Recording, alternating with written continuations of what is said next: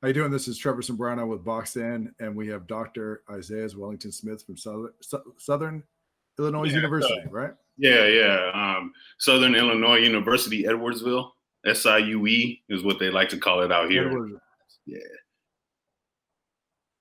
And obviously, we have you on right now to talk about something that's cooking out there, which is there's a sediment, and there's a lot of police brutality, and we're here to talk about Ahmaud today. We're going to talk about Sean Reed, talk Mm-hmm. about Breonna, and just talk about what's happening.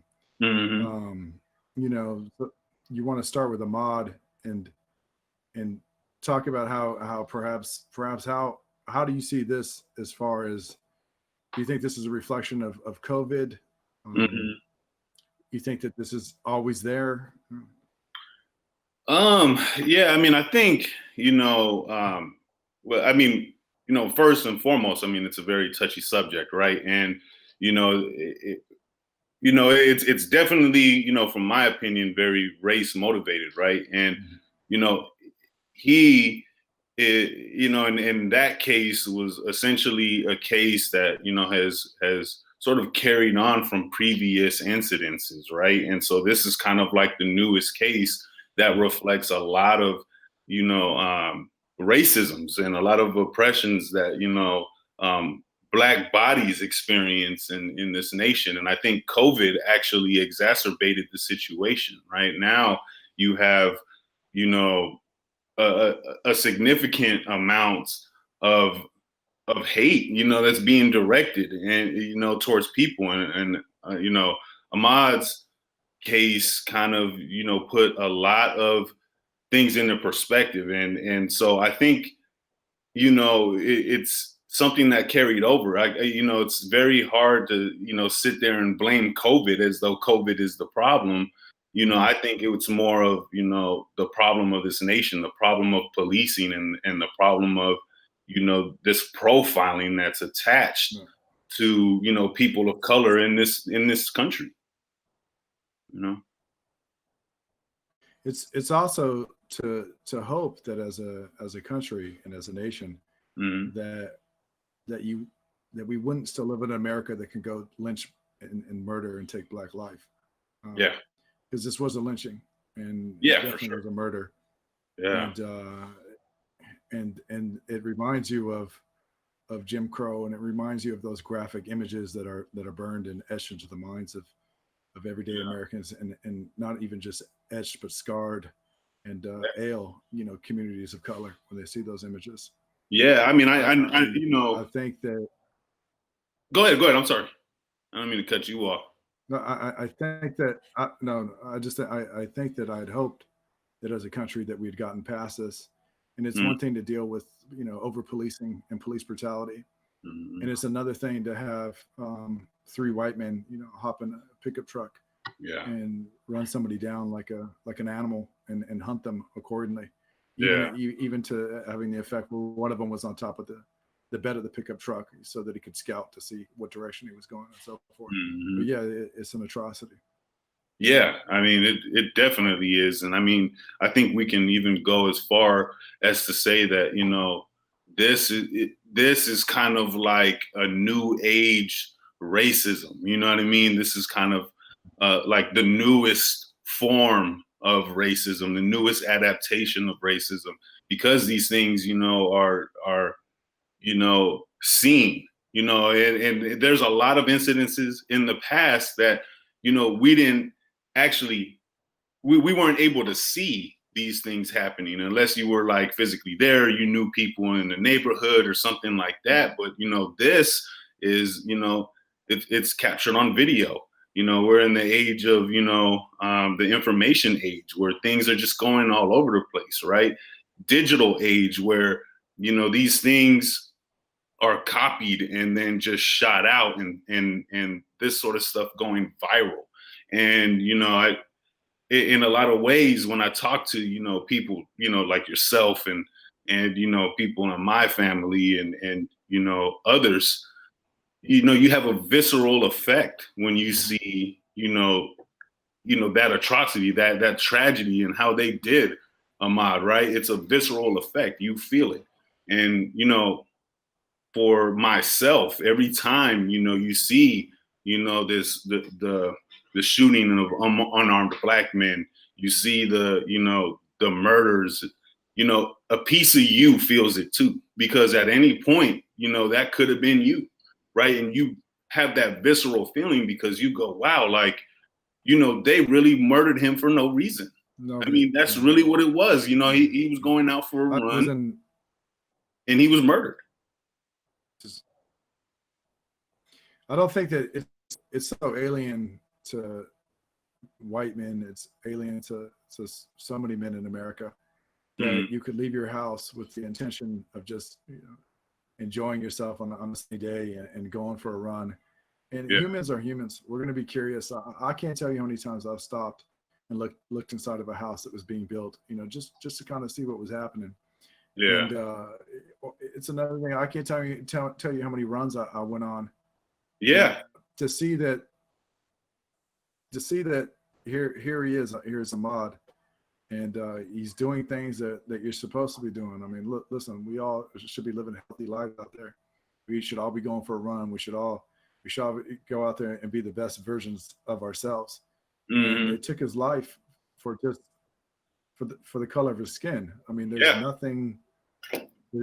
There's no way around it. And it's also to say, to press upon it, which you already touched on, which was the technology, which is for generations now, people of color have hoped that these moments could be on video. And that maybe perhaps when I think of Rodney King, and that people could have seen that was, absolutely just them beating the shit out of Rodney King. I mean, there's no way with excessive force that perhaps in America that doesn't listen would now take note to see what people of color are going through. But even when the video came out, I had to be forthcoming. I didn't know if that would be the catalyst for change. And that's a big pill to deal with. Yeah. No, yeah. I mean,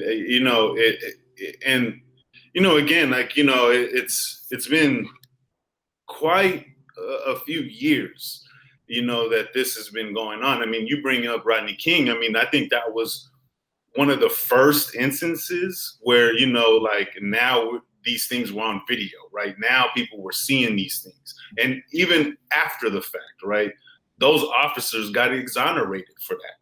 And of course, it caused a lot of uproar, right? People were upset. But, it was kind of one of those beginning sparks where people started to understand, like, yeah, this has always been a problem. You see it on video. And no matter, even after the fact, even after you see it on video, people are still getting away and getting away with murder, getting away with, these atrocities.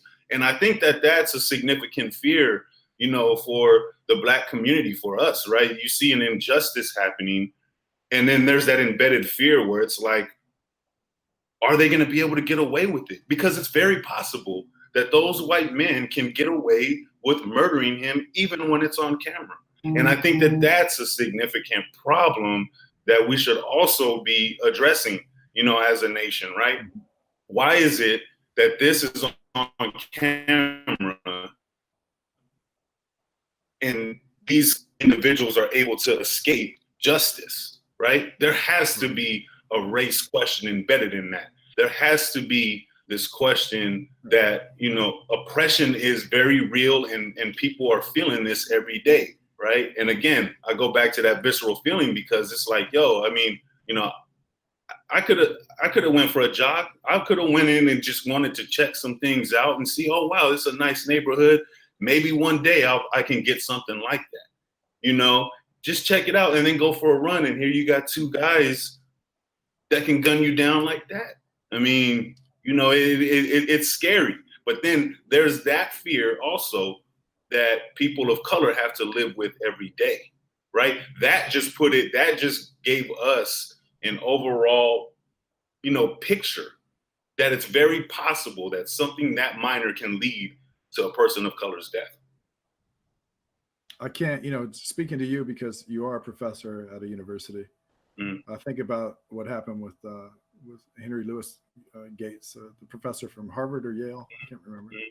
when he was more or less harassed by the police department in front of outside his home. in front of his home. Yeah. And it's also that a lot of white folks that are out there, you know, if they're not to say, you know, look at Republicans or people on the right, but there's a reflexive jump to conclusion that this young man could have been up to something else besides a run, and the absurdity that they would think that even if he was up to something else besides a run, which he wasn't, let's just say that he was, that would mean that could come at the cost of his life.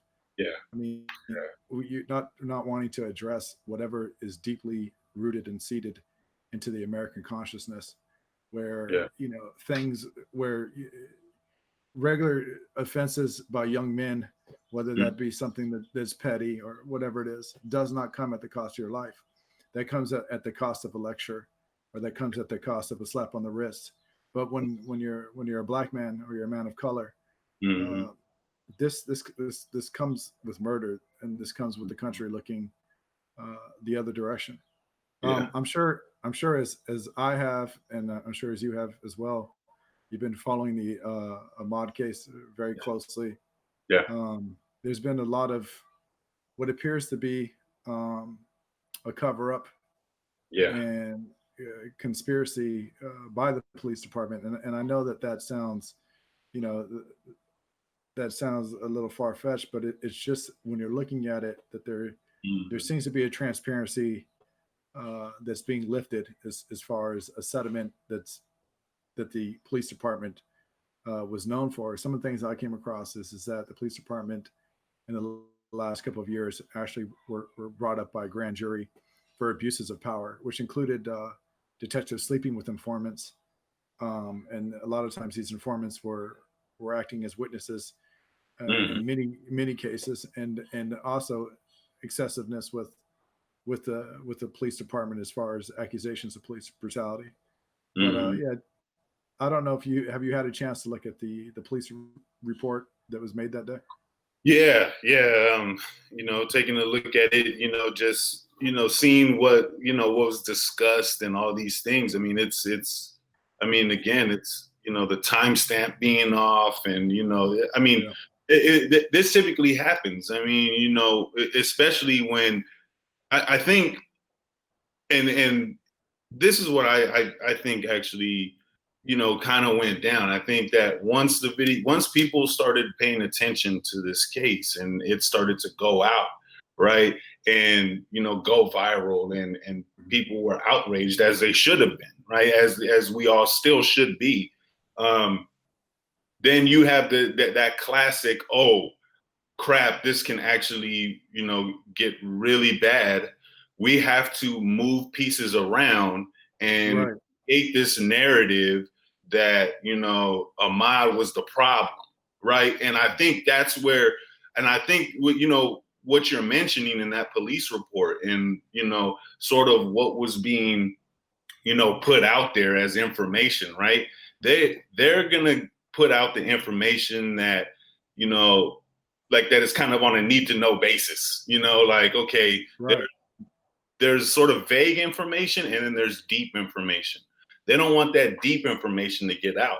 But like you and me, when you look at that a little bit, you know, with more critical eyes, you start to see those problems and going, oh no, something's real fishy about this situation. I mean, it was fishy from before, but now when you look at the police report, it's even more fishy. And so again, that fear that I had mentioned earlier is starting to come over us all. Like, okay, they're moving pieces around. Are they really, you know, is this how we're going to play this game? Right? Is this how they're going to do it in order to get these white men off? Right? And sure enough, we're already seeing those problems.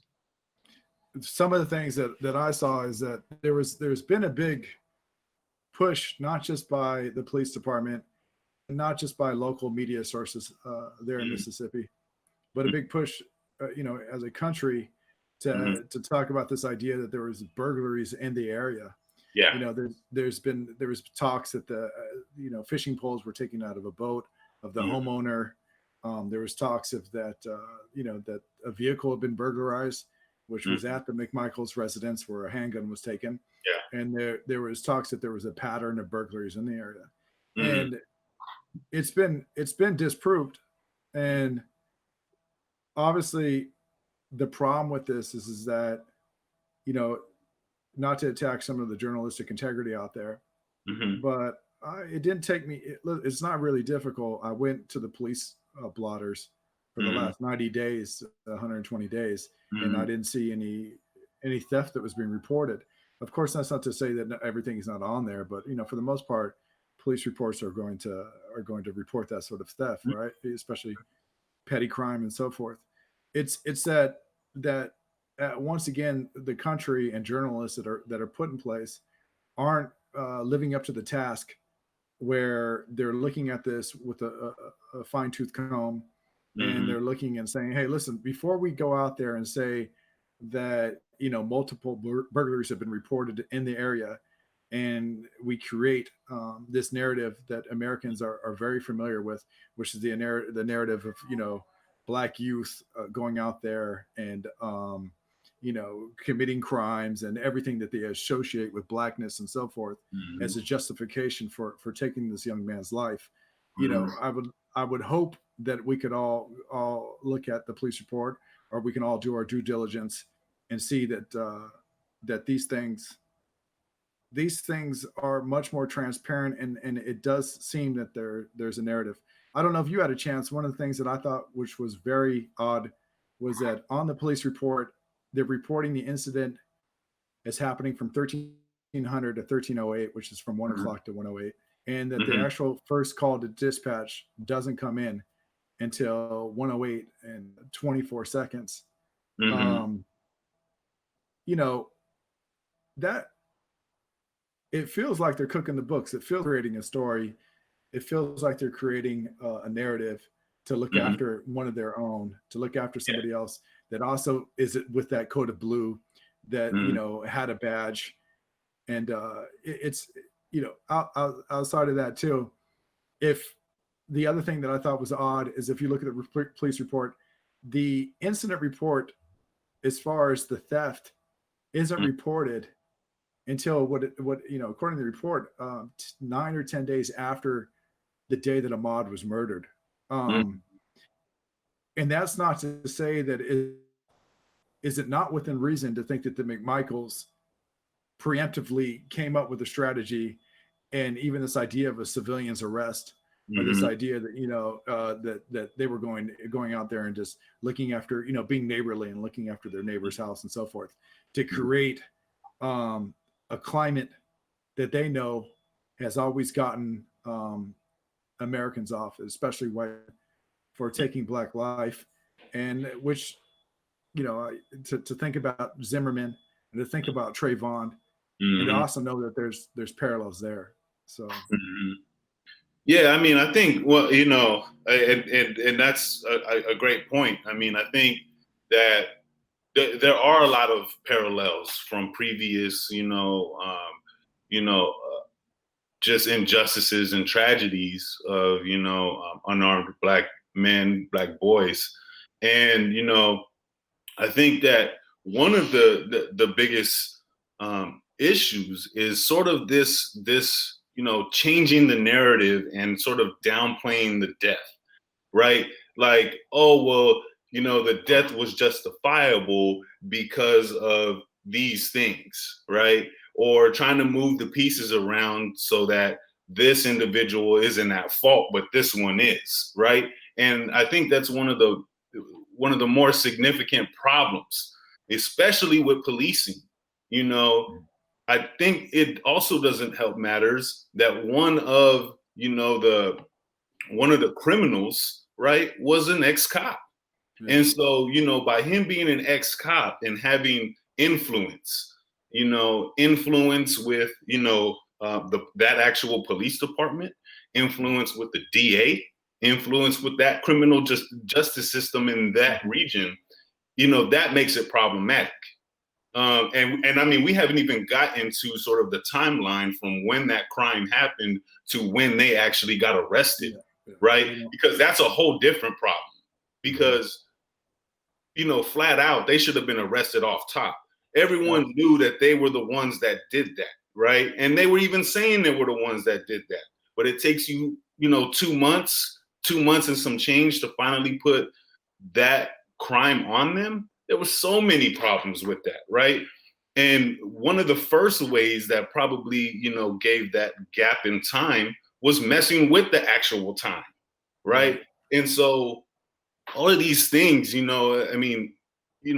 the narrative, changing times, and downplaying the death, and all, covering up, is to essentially say, that wasn't an us problem, the police department. That was his problem, Ahmaud problem, right? Ahmaud was the issue. He came in, all of these things happened, and that's why he ended up dead. It wasn't, he committed a crime, right?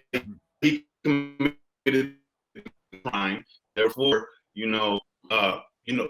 these were the saviors of that time, right? And again, that's a narrative that that's a narrative within itself. It's historical, right? It's a historical narrative.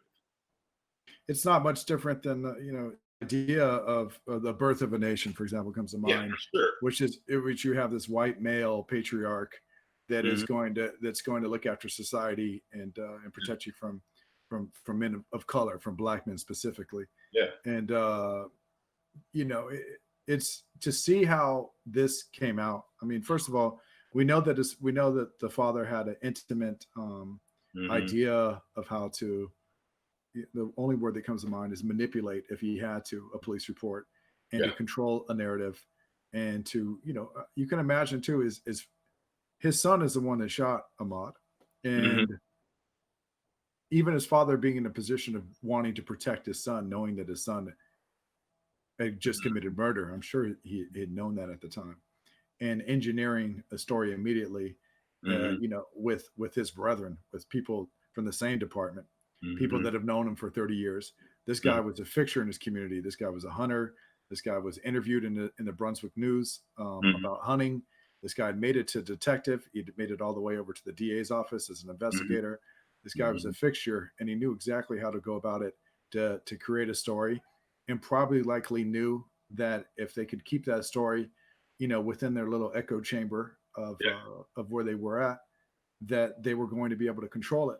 But there's another part of the pathology that comes out that I think is absolutely disgusting, which is to even say how the video makes it to the people, which as far as from what I've heard, is that they were sharing it amongst each other. Yeah. Which says that there's a pride in the kill that to them, to these men that are hunters, that put up they have the pathology to put up a moose on top of their mantle above their fireplace, right? That they had looked at this and they had taken pride in taking Ahmaud's life. And it had it not been for somebody that felt remorse and grief and felt that it was wrong, that the video would have never have ended up in the public's hands. And there still would have been a mother that was calling, for justice and reaching out to people like Shaun King, or reaching out to other people in positions of power where they can, hoping for the best. But America doesn't deliver you the best, especially when you're black. That's 100. So I mean, and I think something that we have to understand is just sort of the historical implication there, right? With black bodies being disposable, right? Or dehumanizing black bodies to where they're not real people, right? They're beasts, or they're sort of, that sort of justification makes it easier for, that death to be a prize, so to speak, right? And again, there is a historical implication there, from slavery into Jim Crow into, this sort of newest racism, right? And how people sort of gloat with, that, sharing amongst each other, like, oh, this is what was done. We saved the community. We killed the black problem, right? And so, and again, it's very hard to even, talk about this thing without feeling that, visceral feeling, right? Without feeling that anger, and in a lot of ways, I think, this is good, because processing it, but we're also showing the true colors of these criminals. And that should happen. You know, these conversations should happen in the community so that people understand that, look, this racism, this oppression, this sort of everyday lived experiences that people of color have to go through is real, right? I mean, you see it on camera, you see it, you know, all throughout the internet, right? This is a real problem, right? And it's not just, you know, a racism problem, it's also a policing problem, right? This guy being an ex-cop is going to be blown up as a narrative so much because he was in a position of authority, right? And people are going to look at that, oh, well, he was a cop, he had the ability to do a citizen's arrest. Well, yeah. I mean, stay in your lane, homie. Like, it's not the same, you know, it's not the same thing, you know, and that's, I think, part of the problem, sort of trying to change that narrative and utilize all of these different mechanisms to say, oh, look, that kill was justifiable. It's an absurdity too. I mean, you can imagine being in Southern California in a place like Newport Beach. Yeah. And let's just say that, you know, my car was parked in while I went to the beach, and there was reports that a surfer was breaking, you know, cars to air. And here I am, and I see a guy running by with blonde hair. You and I decided to take up arms, and that we're going to pin him, and essentially that we take his life. I mean, this is the story itself just sounds crazy. Yeah. And it doesn't sound realistic. And it's also to say, you know, someone's gut instinct would be that, hey, you cannot get away with that. This is America. You can't do that. But in fact, they did get away with it, and they were going to get away with it. Had they probably not even shared that video. That's one thing to keep in mind, that you know, God willing, that when they decided that they were going to share that video amongst their friends, that who knows how many times it was shared, but that finally somebody had enough compassion and you know, probably a feeling of despair, and saw it for what it was, that they leaked it. It's also to know that this is Mississippi, and this is only maybe a generation away from Klan country. Yeah. And you know, I know that they had actually had an open march with the Klan last year, and that still festers there. Not to talk bad about Mississippi. I've been through Mississippi. I think it's an incredible state. The food is good. The people were very, very nice. But this is still a place where these things came from, and they're still there. Obviously, they're not thriving like they were, but it's still festering. It's like a cancer that are in these communities. And it's all that when you're generationally looking at people that have perspectives and how that's tailored towards the past and the present.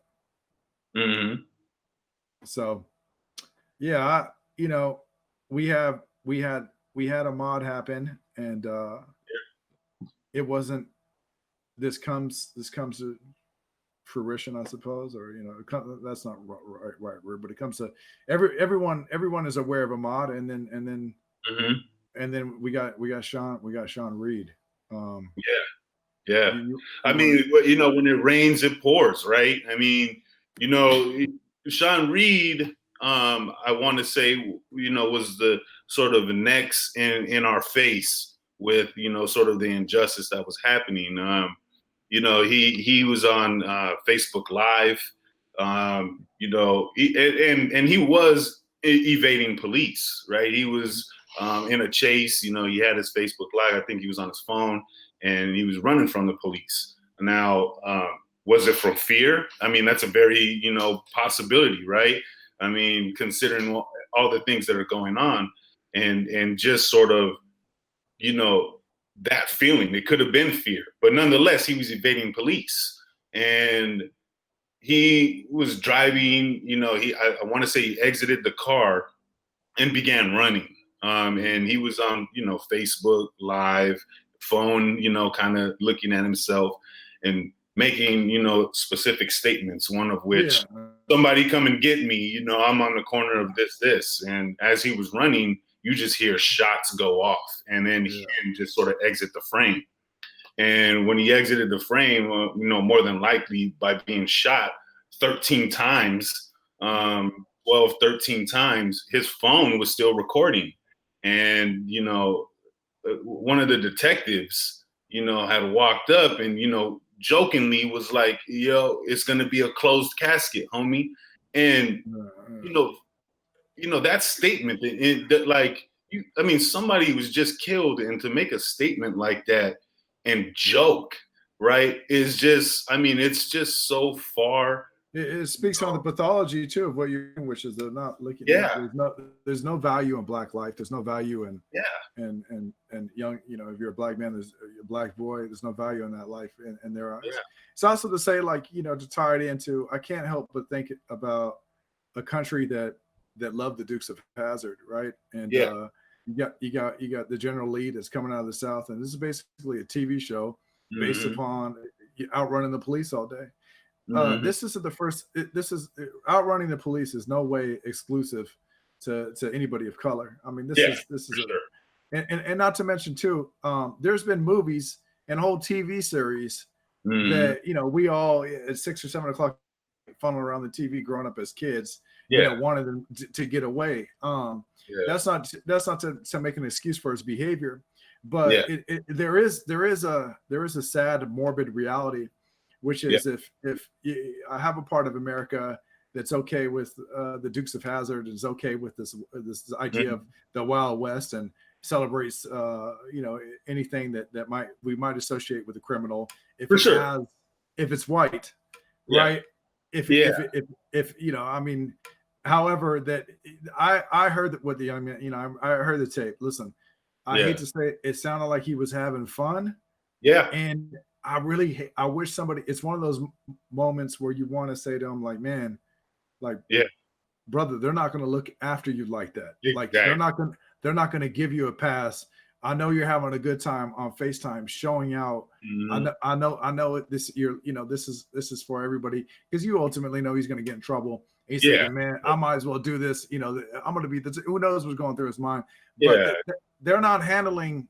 He's not being handled the same way as if Tanner from Wisconsin or Newport Beach or Tyler went on a high. And by the way, there's been people to do decisions like that from areas of influence like that, and it gets handled. They're not when they get out lighting them up with 13 shots, waiting for them to drop, to hover over their bodies, to make a remark about an open casket, knowing damn well that a family is going to show up to a funeral and not be able to see that their son or their brother or their cousin or somebody's boyfriend.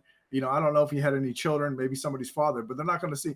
This is a different thing. This is a different beast. And what he was doing was wrong, but let's not lose sight of the duality that exists between how white life is treated and how Black life is treated. So. Yeah, no, for sure. And I don't think that's any excuse for, even though regardless, he might have looked like he was having fun, right? Doing it for the gram or for the likes or whatever. I don't think that that's an excuse that, for the police to shoot him dead. Just like with, Ahmaud Arbery, right? It's no excuse, for him to be shot because he was going to, look at a house that wasn't even built yet. And it's these little minor things that, again, that narrative starts to be changed. Like, well, this person was evading police and therefore they were dangerous. They needed to be put down, right? Ahmaud, in Ahmaud's case, right? He was running, the white men tried to stop him and he was fighting, right? And, leaving out the part that he was literally fighting for his life, right? A shotgun and a gun pointed at him. There are these sort of things that are just, there's no excuse, right? Ahmaud knows if you're Black, you could be shot in the back. Yeah. You could be shot fleeing in the back. Yeah. And it's not one time. They could dump a whole clip into your body, into your flesh. And then they make fun of it after. Right. It's not that, and even in that moment when Ahmaud, decides that he's basically going to fight, you think about the parasympathetic nervous system, fight or flight, and he's basically going to fight. Yeah. you know, as a young man, I'm sure you've heard before somebody has a shotgun to grab the barrel, to you know, and to know that he's only in this moment. I mean, this isn't a civilian's arrest. Yeah. This is white men that, I mean, not to mention somebody had a body cam on him. Yeah. The way that somebody had, like I said, somebody had the line of vision on him, like if he was a hog, you know, being hunted down in the field in Georgia or Mississippi. It's a lynching. It is a lynching, and you know, and with Sean, look, young men are I deal with a lot of young men at the gym. I mean, this is something I have an intimate look So with. do I. You and I both come from boxing. Like, we have an intimate look at dealing with young men's angst and their ability to get themselves in situations that they shouldn't be in. Yeah, for sure. This is not exclusive to a race. Yeah. This is young men. Listen, the reason why people don't want to live in military towns isn't because, you know, all the Marines are bad guys or all the Navy men are bad guys. It's the same thing for college towns. It's because when you get a lot of young men in a place, you know there's going to be a lot of bad decisions that go down. The difference between me, you know, someone making a white student making a bad decision in Isla Vista and Santa Barbara, or the difference between you know, someone making a bad decision in Huntington Beach during spring break versus Sean Reed making a bad decision. Bad decisions are being made by young men all day. Yeah. We don't want them to make the decisions as grown men. We don't ever want them to make those sort of decisions. Yeah. But one of them, in one instance, if you're black, this can kill you. This can get you murdered. Yeah. There's no justification of why Sean should have been shot in the back. There's certainly no justification of a pathology of men behind uniform that when they see someone dying in front of them, that they make that distasteful joke. Yeah, I mean, absolutely right. I mean, you know, it's across the board. I mean, you know, when you're young, I mean, how many bad decisions did you make when you were young, right? And it's funny, like when you talk to, you know, people and you look, oh, well, you know, teenage days, you know, it was a wild time. You know, I was off the hinges. I was off the chain, doing all these things, going hard in the paint. You know, all of these things though should never be like, yo, you know, you deserve to die for that, right? I mean, you deserve, you know, to you know, be made fun of after death. Like, you know, I mean, it's one of those things where, yeah, it's a bad decision, but these men were robbed of the opportunity to learn from those bad decisions because they were killed. And so, you know, like for them, that was the end of the line. And yeah, you know, it had everything to do with the fact that they were black. Yeah, it had everything to do with the fact that they were young black men that were essentially viewed as threats first instead of people. And I think that's one of the biggest problems of, you know, just sort of the police force, right? And across the board, people are viewed as criminals first, especially if you're a person of color, and instead of a person, right?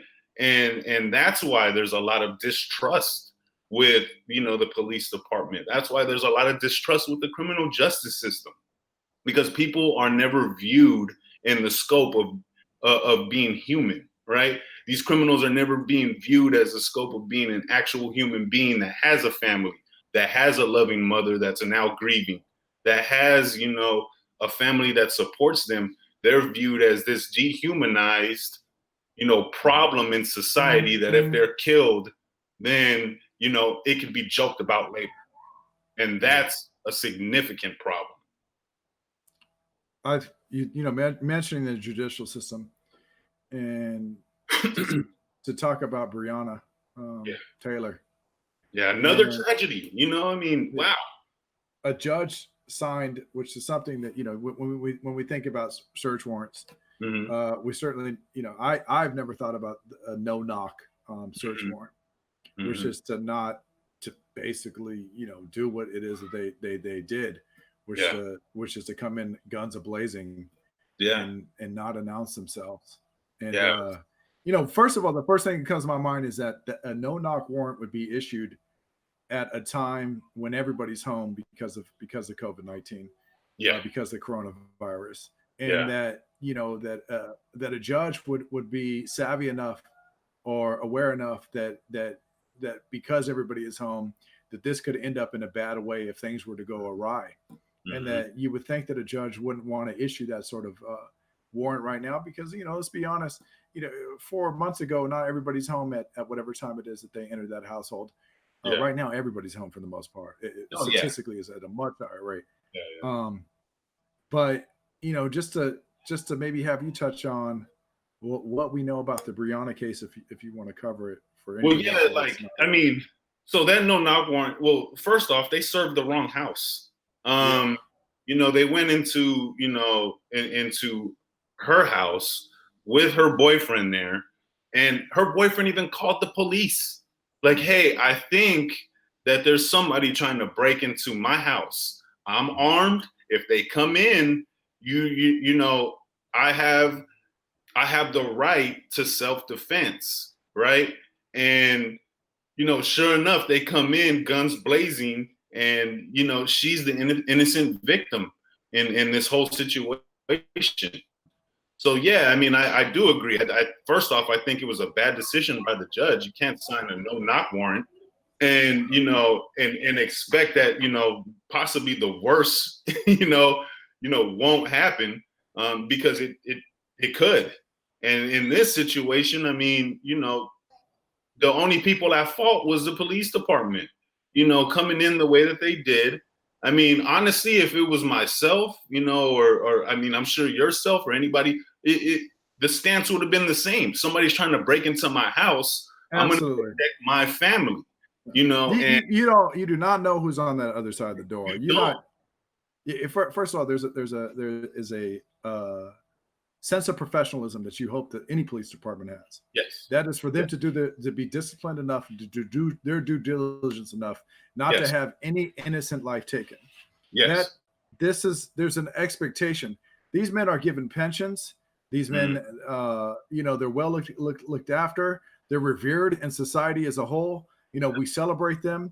I understand. I'm not taking anything away from the police department. I know the police department has a difficult job. Being a parent of society is a hard job. You are also, police departments are also paid very well. Yeah. Like I said, they're treated very fair. You can't, to have a department that goes out there that, from what we know, the man that they were looking for was already in custody. Yes. Okay. So, to knock on the wrong house, to enter without announcing themselves. Mm-hmm. I don't know how many shots were fired, but it was first reported that the boyfriend of Breonna had actually shot a cop, which is now being reported that the cop was shot by friendly fire from one of his own officers. Yeah. It's also to know that this fire, with the shootings from the police officer, the bullet casings ended up in 3 different apartments. Yeah. Listen, this is it's a fuck up. I'm supposed to research. I understand this is a hard job to do. Going out there getting bad guys isn't easy. Yeah. However, if this is a failure. You got 3 different. You got bullets going into 3 different houses. You got a guy that's already in custody. You have a woman that, from looking at Breonna, she just graduated nursing school. Yeah. I don't, correct me if I'm wrong. I believe she's only 25. She's a young woman with her life ahead of her. She's everything that in America that you want. You go to college, you get, you work hard, you move up in social class, social mobility, you become more responsibility and so forth. It's everything that we preach about making it in America. And you have a police department that is so inept that they can't get their shit together, that they decide to do a no-knock warrant, and they take a life, and then they arrested the boyfriend. Yeah. Which, it's one of those motherfucker moments, right? Like, motherfucker. Like, at that point, why, when, where, and why? How is it that the police department never seems to be taken to task, never seems to live up to the responsibility that they have to protect and serve their communities, to protect and serve the citizens, and that when they do take life, that all of a sudden we're all supposed to shrug our shoulders and say, well, this is just collateral damage. Well, the collateral damage at this point, if we're being honest, it always seems to be right there funneled in on Black folks. I mean, I mean, you're absolutely right. I mean, this was a monumental fuck up. Like, I mean, because, if it wasn't for that police department's disturbance, this would have never happened. And in a lot of ways, this is also a reflection of this, militarized Patriot Act bullshit that, allows, departments to just kick down your door for no apparent reason. And excuse me. And I think that, again, like a lot of these policies really need to be, looked at, because revisited. Yeah, she was an asset to the community. She was getting ready to do good for the community, and the department erased that, right? And all because you didn't serve the correct warrant and decided you wanted to be a militarized presence instead of a presence to protect and serve. Now, you're right. I'm with you. I do think that policing is a difficult job.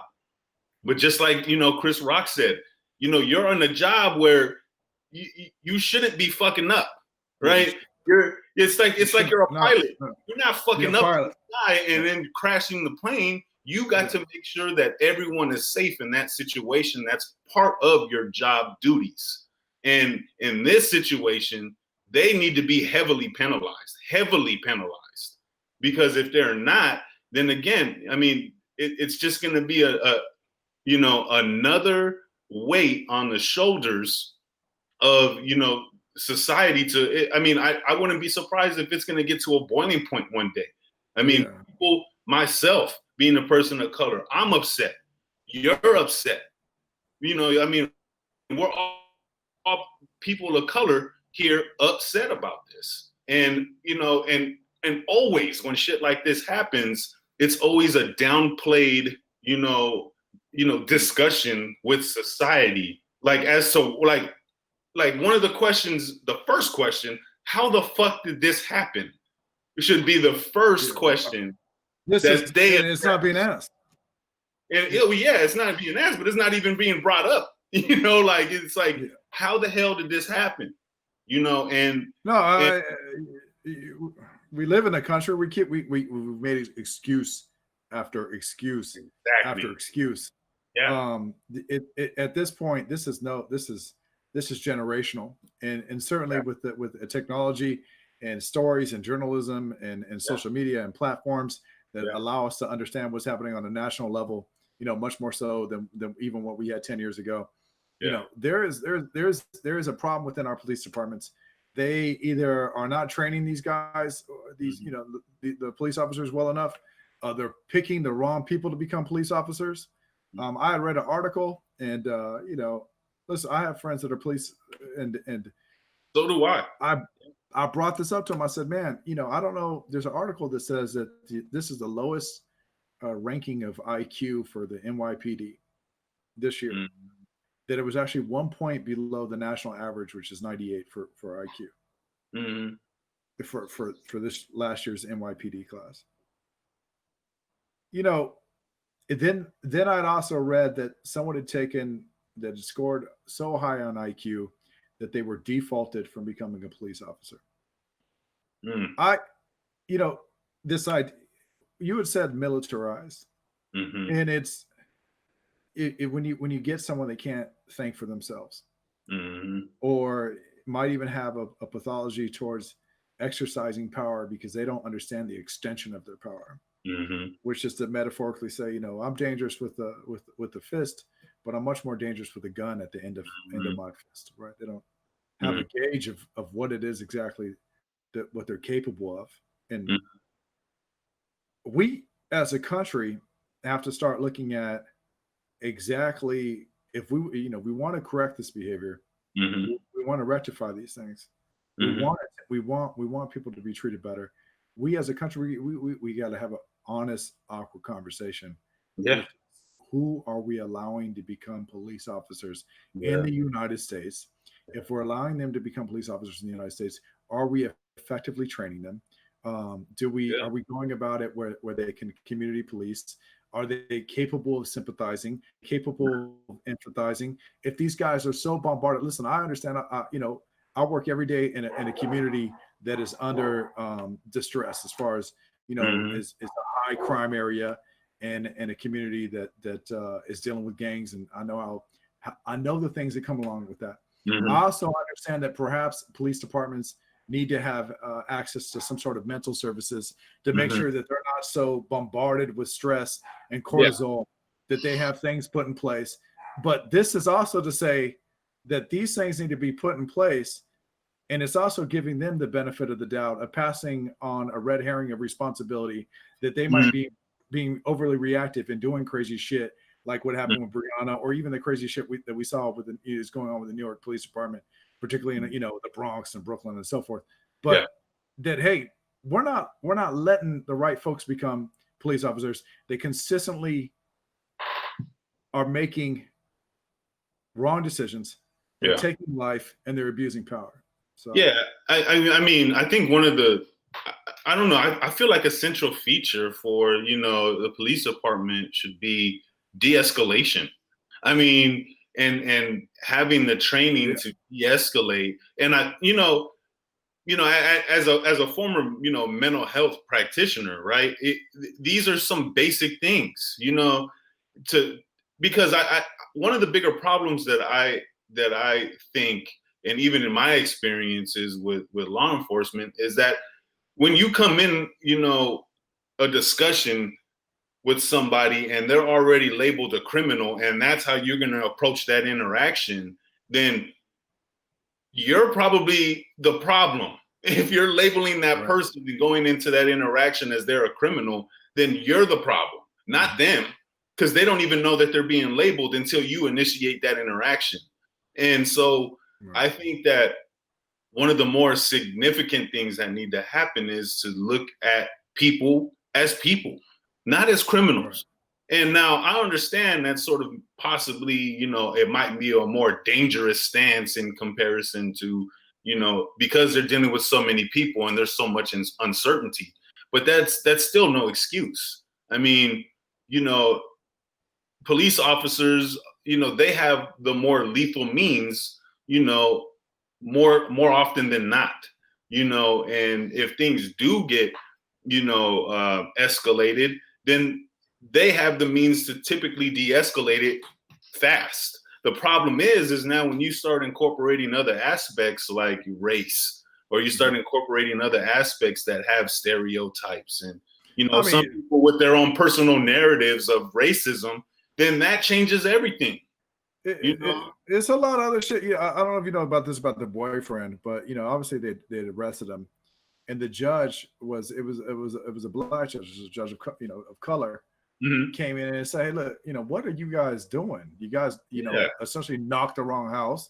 You killed this man's girlfriend, and then you're going to incarcerate this man yeah, that for protecting his homestead. Like this is what you're taught to do as American. By the way, this is what all the NRA is basically out there arguing every day, that yeah, if you can have a firearm in case of yeah, situations like this. yeah. Now we have this consciousness that Hmm. we know is there, and then it's like they've created this whole other parallel universe, which is Hmm. a different rules that they want black folks to live by, Hmm.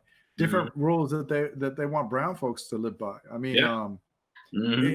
and it's ongoing. And when we're talking about a police department that has these preconceived notions, these preconceived ideas and narratives for people of color, I think of, I don't know if you had a chance to see what had come out from the LAPD with the officer dealing with the older Latino gentleman. No, no, no. Yeah, I'll touch on it. There's an older Latino gentleman. I don't know what part of LA. It seemed like it, I don't want to jump to. It looked like around downtown or maybe Boyle Heights. Okay. I could tell like he was a veterano, just be, veterano being, Yeah. like Old school. Yeah. old school. Like maybe one time might have been smart enough to know that when the officer had asked him, where do you live at, I could hear he looked like he was even older than me. He might have been in his mid 40s, maybe even late 40s. I could hear that like this moment of being displeased. Like the officer said, what are you doing? He said, "Oh, I live here." He goes, "Huh?" The officer goes, "Huh?" He goes, "Yeah, this is my house right here. I live here. This is my parents' house. I'm here to visit my parents." The officer, "Well, you can't be there." "Well, what do you mean I can't be there? This is my house." All right. And I could hear on two parts. One part is this guy that I know, the veterano, that I know has probably been harassed, maybe for 25 years. I mean, like, I said, he looks older. He's been harassed for a minute, and then you have another young officer who's brown as well. And you can hear it in his voice and it's escalating. My problem with the police department is that, you would basically said to de-escalate a situation, to have enough emotional intelligence to know if I'm dealing with somebody that my ego might kick in. I don't expect everybody I don't expect everybody to adhere to what I say to at the gym. Yeah, if somebody for sure. doesn't adhere to what I say to at the gym, I'm not throwing them out. Yeah, I'm throwing a tantrum and then touching them. Yeah. If this is this man's house, which it was, this officer went up to this man. And you know how, I hate to say this, but you know how they do. They always act like you're resisting arrest, right? Yeah. Because that's how they control the narrative. Stop resisting, stop resisting. Stop resisting for folks out there is code for get ready. They're gonna fuck you up. They're gonna beat your ass at that point. And that is in all honesty. And more than likely arrest you. Right. Yeah. And then arrest you and then charge you with for resisting arrest. Yeah. Right. And you got this officer, this LAPD officer, that is just banging on this grown man. And it's a sturdy grown man. It looks like he might have been incarcerated, to be honest with you. He had that build, but he's sitting there. He's like, "Officer, what do you can hear him like, what are you doing?" Like yada yada yada. He's also a man. You don't treat another man like that. Yeah. And it's the same thing with Ahmaud. Ahmaud's a man. Ahmaud's being chased by other grown men. He has a moment of fight or flight. He knows that black men get shot every day in the back. That this is America. This happens every day, maybe not every day, but it's an everyday thing that you hear about happening in America, especially if you're black. So he decides, I'm gonna grab the gun barrel. You got a Latino that says, basically he's gonna keep his sense of manhood by speaking up against the officer, by calling the officer a bitch and so forth, whatever, but it's him trying to claim his manhood, which is an actual act of oppression by the officer, by the use of his badge, and by the abuse that comes along with that.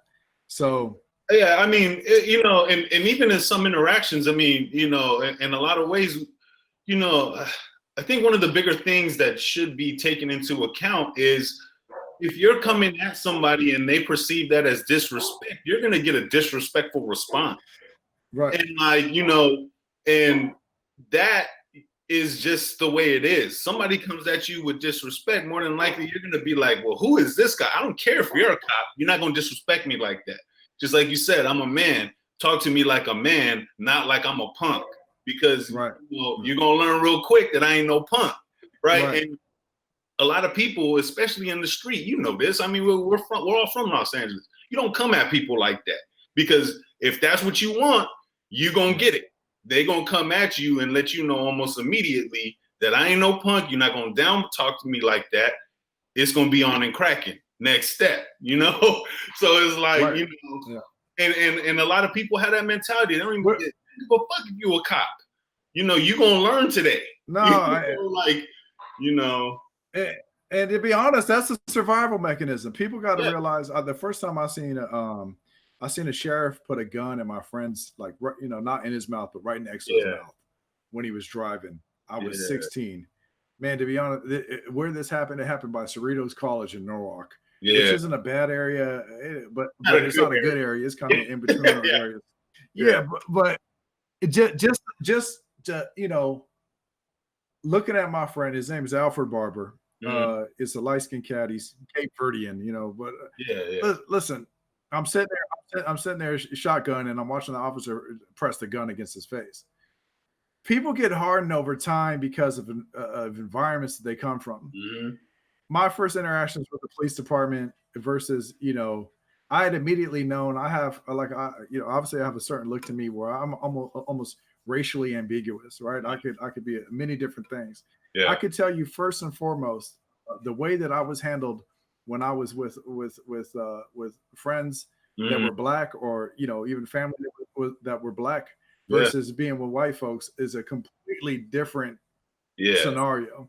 This is something that for America to pretend that this isn't real.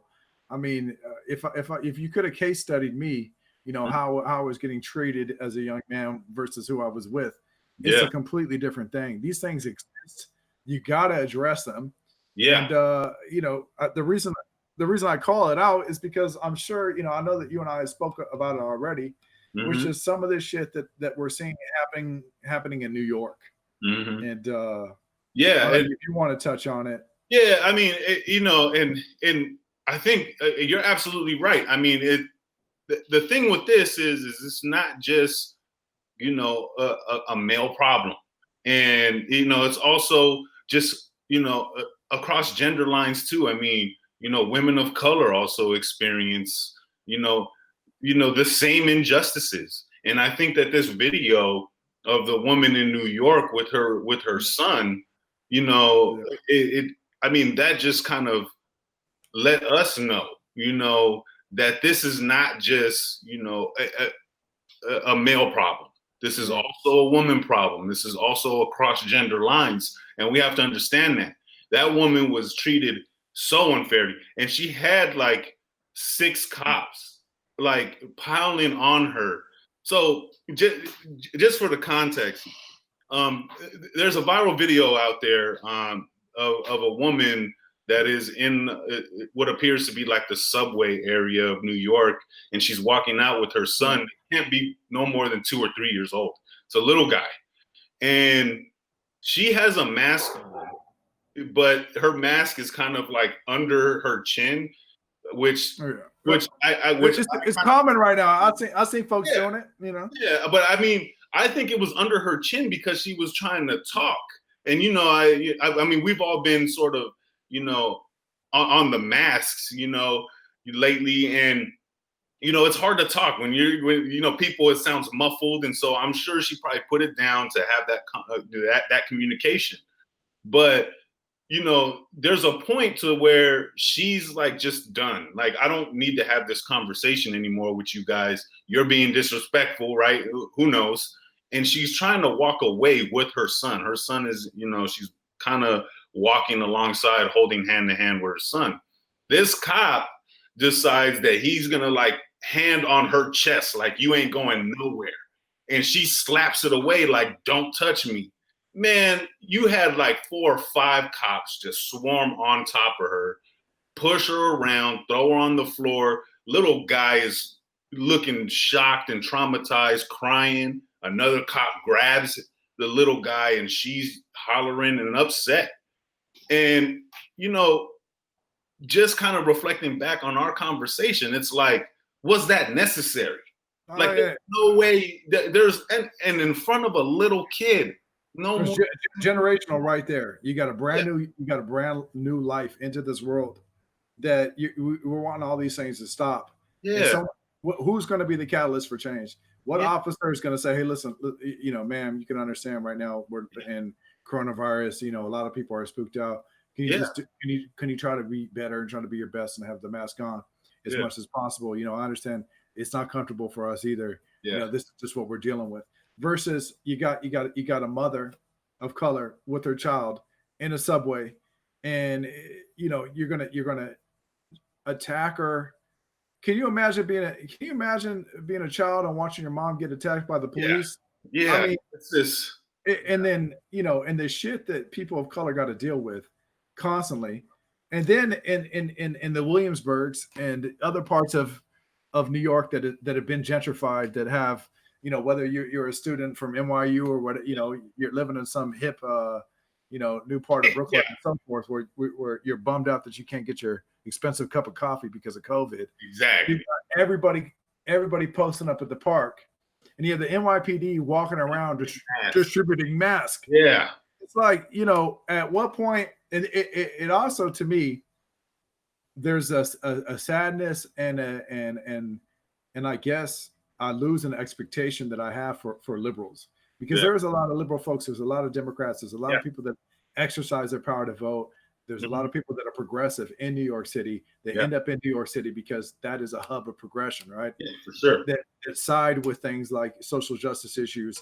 That will say, hey, look, I support Black Lives Matter, or I support anybody out there that has a civil act of disobedience if they're calling to attention, things like police brutality or inequality or disparity in education and so forth. These same folks are posted up in the boroughs, next to them, and it's like they're living their best life, and masks are being passed out, and they're not taking this as a task to say to somebody like Cuomo, to say somebody, the mayor, which right now, overall is being revered by Democrats. And I think Cuomo's doing a hell of a job in New York City. Yeah, for sure. However, Cuomo is fucking this up. Yeah. I could put my COVID shit aside and compartmentalize it and say, look, Cuomo, I think you're doing a great job with coronavirus, you're doing a great job with handling this. But as far as what I'm saying to communities of color with the mask and over policing, it reminds me of stop and frisk. It reminds me of Giuliani. It reminds of Bloomberg and so forth. Oh, you got to get your shit together. I mean, it's bad, but I mean, it's very interesting how just, class-based and elitist this country really is.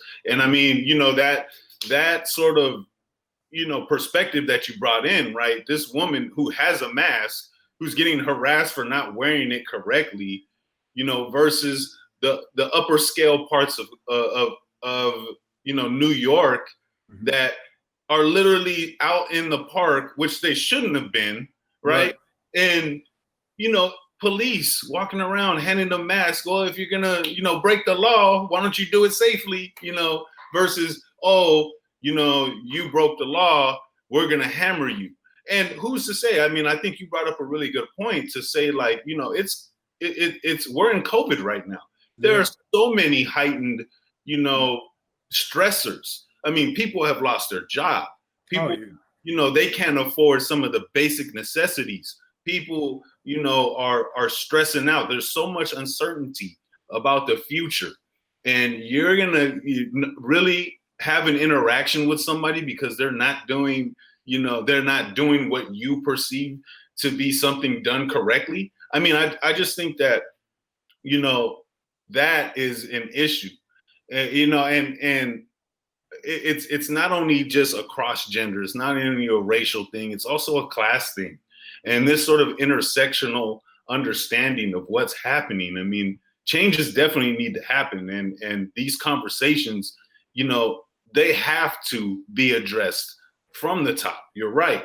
People like Cuomo, people like, all over the place that are in these positions of power need to address this, because people are living this. It's a lived experience. And, it wouldn't surprise me when this boils over and people are just fed up. Oh yeah. I mean, especially everybody's stressed out. I mean, this is going to come quicker now. I mean, it's a very bad time. And to see this happening, I mean, I'm pissed. I can tell you're pissed. People all over that are upset. And then to add this shit on top of it, I mean, it's interesting in New York City too, because oftentimes too, the officers that are out there over policing, that are exercising and abusing their power, they might be Dominican, they might be of color, they might be Asian, they might be Spanish, or but it's also an illustration or an example of how power accumulates, particularly for the police departments, and how there's still default is police brutality. Yeah. And that if you don't have a very active or proactive or preemptive strategy to go out there and rectify and correct these people these people's behavior, that that the officers themselves see something like coronavirus, and that almost incentivizes their behavior to go out there and to get away with the shit that they're getting away with. I mean, she was not exclusive. This is, I've seen another man, of color get body slammed by another guy. I mean, this is another officer at the NYPD. This is in it's a different, I'm sure you were following sort of what was happening in Huntington Beach. Which was, and by the way, I just to go on record, I support democracy, which is to say that I don't side with a lot of people going out there saying that they think Gavin Newsom, the governor of California, is being too, they were comparing him to Kim Jong-un and saying that he was being too much of an authoritarian and draconian with this policy. I don't support that view, or I should say I don't jive with that view. But I do support their ability to assemble and to go out there and have a peaceful protest. For sure. My problem is that these are the same folks that all of a sudden, were taking, acts of social dissonance to task, like, Colin Kaepernick taking a knee, for example, or Black Lives Matter in Ferguson, and it had been hypercritical of when democracy works and people decide, hey, listen, we're going to go out there and we're going to exercise our civil rights, and we're going to have acts of dissidence. It's these two competing polarized Americas. And at this one moment, it's like I said, I think Newsom is doing a hell of a job in California. I'm in the state of California. I understand where COVID is going or where it could have gone. We got almost 100,000 people dead. We were all playing house arrest. I imagine if we weren't playing house arrest, that number would have been somewhere between 300 and 500,000. That's just my take on it. I'm not an expert. But I could get behind him. My thing is that there are these two different Americas, and I think I think double consciousness. I think everybody pressing upon these things. But then now it's so much easier to actually put your finger on the pulse and to say, man, we got Huntington Beach happening over here. We got this park, in New York with all hipsters and happening young white liberals and being treated some way, in one way. Then we got this young woman with their child coming out of a subway being tackled by four men. What the hell is going on, and how do we do we call attention? And it's crazy. I mean, because and you're absolutely right. I mean, I like, to take it a little step further, with Du Bois and bring in what, Patricia Hills Collins has talked about in terms of this new racism. I mean, because it is there. There's this new racism that's sort of embedded in how people perceive, individuals across racial lines. And I mean, if we look across, the pond and look at Michigan, I mean, these men are standing, AR-15s and talking all sorts of shit. Right. And, somebody like, Ahmaud running is the one that gets killed, but these guys are the ones that are, causing so much more issues. And it's like, and they're armed. And it's like, that you got to trip out too. Threat than a black kid running, or jogging. Why is that not being focused on as the threat that it is? Well, they happen to be white, right? And that kind of changes a lot of that, perspective, right? I don't know. I mean, I personally, I'm with you. I agree with democracy. I agree with the rights of protest. But when somebody's out there fully armed, flak jackets in AR-15s, I mean, you're trying to make a certain statement, and it's not a peaceful statement. It's a statement like, I will shoot if I have to. Listen, Ronald Reagan, when gun control comes into American consciousness, it comes when the Black Panther Party goes to Sacramento, takes up arms because they want to call the Oakland Police Department to task for police brutality. The NRA at that moment says we need a form of gun control. You can't, especially the strictest laws on the books. When they started to amend, they started to say, okay, we're going to look at the Second Amendment. Yeah. This is in its exception because the Black Panther Party decided to go to Sacramento, right? Yeah. Now we're seeing the same thing being exercised. Yeah. And except that the Black Panther Party, they didn't have AR-15s. Yeah. They didn't have automatic assault rifles. Yeah. They weren't armed to a T. They didn't have bulletproof vests. They didn't look like, like a paramilitary group. They weren't trained like a paramilitary group. They didn't have echo chambers on the internet where they can, talk amongst each other and read the Turner diaries and God knows what the hell else is going on. Yeah. Nothing is going to be set. No laws and legislation will be implemented or set in place. And just once again, a parallel universe, knowing that gun control came because of the answer, because of the actions of the Black Panther Party in Sacramento when Reagan was governor. Yeah. For someone like you and I, who might be maybe more well versed in history as opposed to like somebody like a regular person out there. I mean, it's just crazy. So yeah, I mean, and the NRA, the NRA, they have this habit of showing up when it's convenient to them, and and never addressing the serious problems that are posed when individuals that have access to these high power or high caliber weapons are committing crimes. Now, is it one thing? There's a right to bear arms, and we know that, right? So, and I think that's okay. But I do believe that there should be restrictions, and I do believe that there should not be this AK-47s out in the street spraying and killing everybody. I mean, we're having significant problems with that. But again, the NRA won't speak on those sort of things, right? Yeah, sort of significant societal problems, and I don't know. I mean, I think it's one thing for people to bear arms, and I'm typically for that.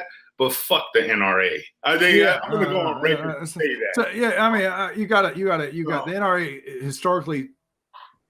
It could be the week of Columbine. It could be the week of Vegas. It could all these different, Colorado and the movie theater shooting.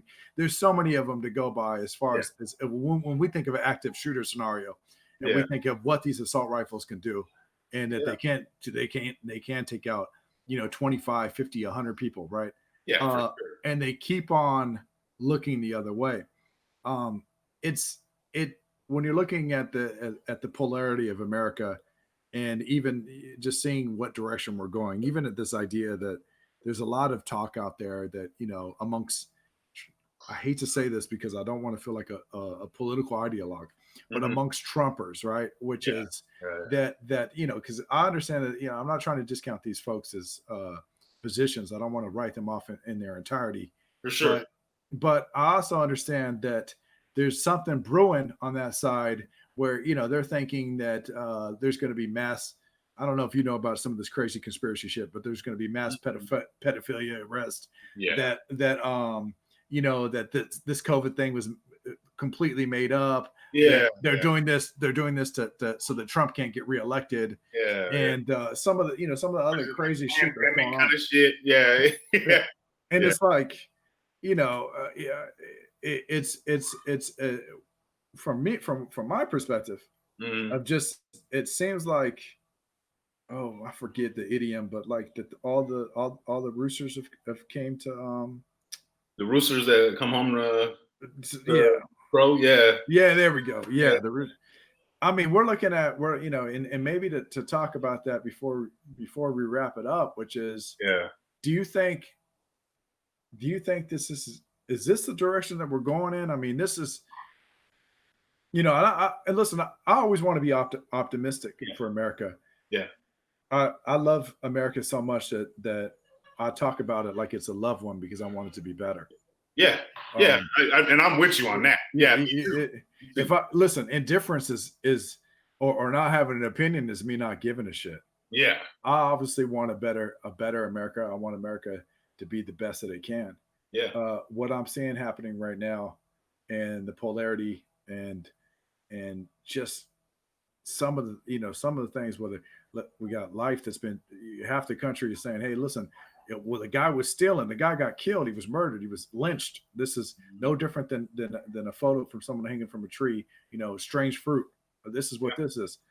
You got a young man that does something stupid and ends up with 13 bullets in his back. Young men do dumb shit every day. Yeah.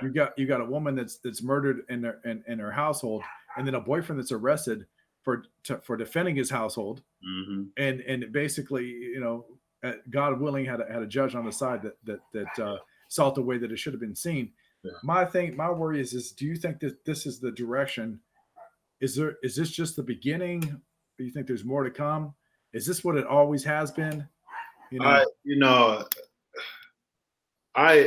think that it's always has been, and I think that some of these events that we're seeing is starting to give us sort of that awareness, right? That this is a significant problem. So it's always has been, and for people that didn't know it's a problem, now they're starting to become aware that it is a problem in a number of communities. And so I do think that this is what I will say, but I do think that there is room for improvement. And I think that that's literally going to come down to us having these conversations as a community, as a society, and dealing with, the good, the bad, and the ugly, right? And changing, the things that aren't working. And the things that aren't working are the labeling, right? The racisms, the oppressions that people have to deal with. These things are not working, right? And so, I think that these conversations need to be open. They need to be with people in power, and the people in power need to understand that just because it's not your lived experience doesn't mean it's not happening. Yeah. Right. And I think that there is room for improvement. I have enough faith, that it can happen. I mean, I'm a sociologist. I think that applied sociology is a way for change. I think protest is a way for change. I think that any way that, we as a society can get people to understand that there's a problem is a good way, because then people will start to understand, okay, maybe something needs to be done here. Mm-hmm. And so this racism, this labeling, these stereotypes, and looking at people of color as though they're a problem instead of human beings, I think is a significant problem. Yeah. And I'm hoping that, that people can come together and really start to spark these changes. I mean, you're right. I think that the quality of people that are behind authority needs to be sort of, viewed at in a deeper perspective.